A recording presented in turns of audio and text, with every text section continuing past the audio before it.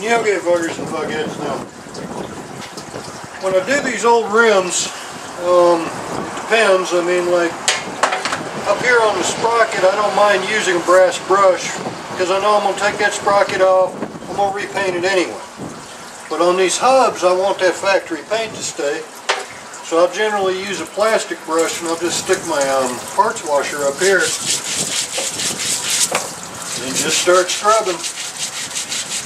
And once you get it down to where it's just a little bit,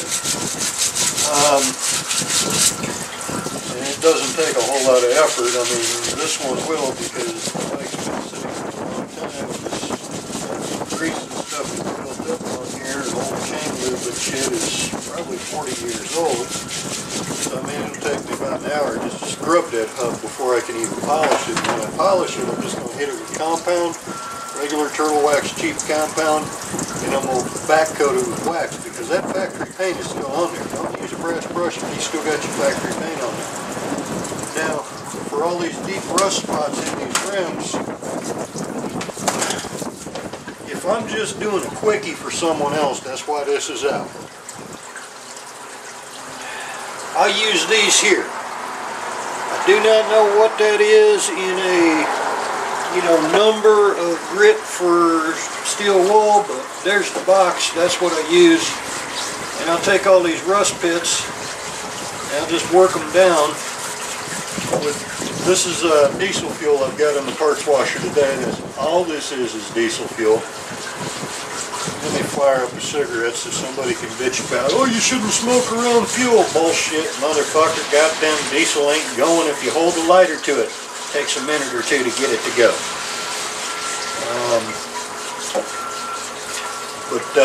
I just kind of rub out the roughies, the rough rust in the chrome.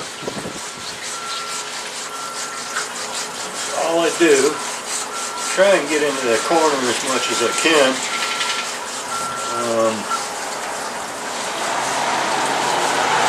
Keep that parts juice going over it so you can see what you've cleaned, because you don't want to scratch this up too much.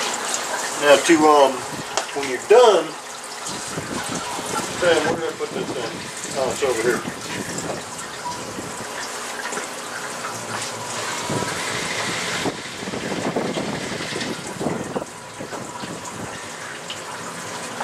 When you're done, this one was really bad. This was way worse than the front one was. That's why, I don't mind showing you the steel wool on it, because I already know I'm going to replace this rim anyway, but this one's going to go out on another bike somewhere, so I'm getting it ready, and I'm just kind of showing y'all quickie ways to do it. But when you're done, this is old Honda chrome, so there's copper and nickel underneath it. Take you a die grinder, about 20,000 RPM, just zip around that chrome, you're done in 20 minutes, maybe half hour. That other rim that I did the other day took me, that one took me a couple of days. The chrome wasn't as pitted as badly as this rim.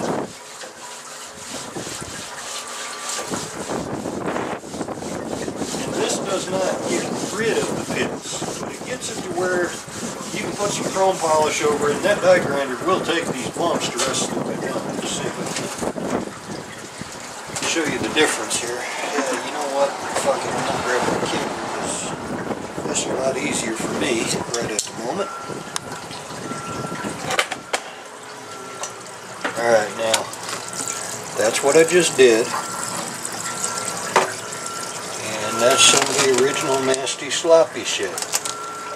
This is just a quick way to get it done.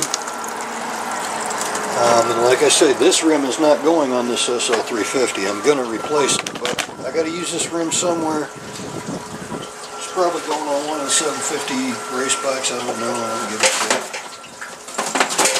I know I got to clean it up before I use it, because I don't like none of my shit being nasty. And like I say, these little soap pads, they work better than anything I've ever tried. I've tried all them numbered steel wheels, which will scratch it. And as long as you keep your diesel going over this, where you can see what you've done, you're not going to scratch too much. And that die grinder will take out any surface scratches that you left in with this particular brand and type of steel wool. That's why I showed you the box. That right there, that Dura Blue shit. That is the regular numbers or nothing. Just know that. This shit screws it up nice. Get all the rust out. Get most of the flakes off. And you can just touch it up with a die grinder when you're done. And you've got something, I mean, if you're doing a restoration like I am on this SL350, no, don't put that fucker back on there. But you got something that if you're using it for a daily driver, or if you're just putting together a bike for, you know, just to get it the hell out of there because you have leftover parts, or you're just putting it on a bike because you got most of the bike and need a rim, and the bike ain't really worth a whole lot as a museum piece, you can use this shit and get away with it. Ain't nobody gonna bitch. Or if you just don't want it to look all nasty rusty. I mean, from a distance, this will look like chrome when I'm done. Right now it doesn't. Anyway, oh, and on the sprocket itself,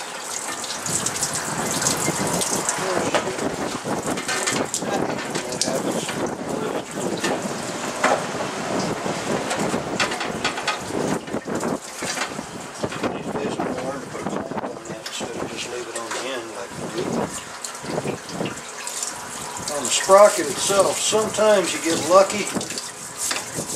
Like I say, I know I'm going to repaint this sprocket anyway, so it ain't no hair off my nose to go on ahead. And just use a brass brush. Use the softest brass brush you can get at Home Depot or Lowe's or wherever your favorite place to be is. These steel brushes, don't ever use them on anything chrome that you want to save.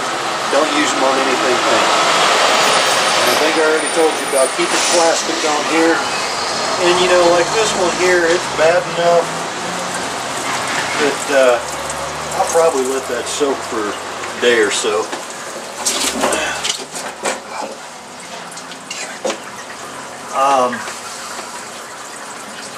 Let me show you the difference in clean here. And this is just a plastic brush. It's made by Quickie.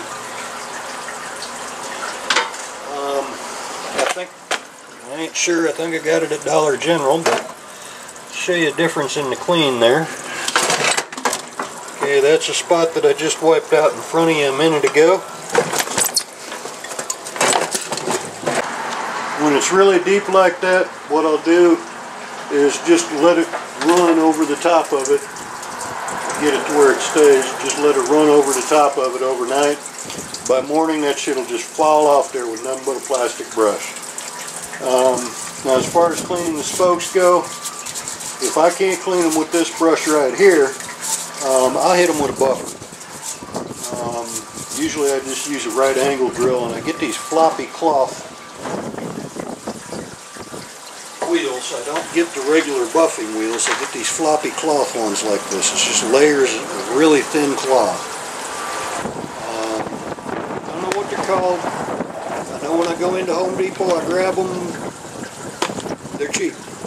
And I probably go through 2 of these on one set of rims. Sometimes 3. Anyway, I'll let y'all fuckers and fuckheads later.